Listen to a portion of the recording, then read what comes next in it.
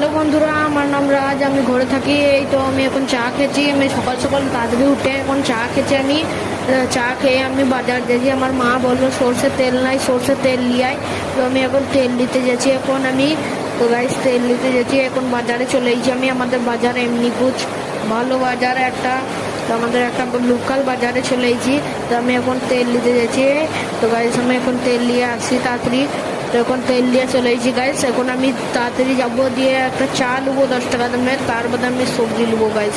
তো চাটা আগে নিলি, তার বাদে সবজি নেবো। তখন আমি সবজিটা নিচ্ছি। ধনিয়া, লঙ্কা গুঁড়ো, ধনিয়া লঙ্কা, সরি গাইস, ধনিয়া লঙ্কা আর আদা। তো ওই আদা নিয়ে চলে এসেছি আমি এখন গলিতে আমাদের।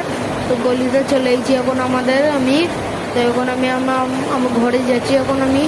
তো গাইস সরি, তো এখন আমি ঘরে চলে এসেছি। এই তো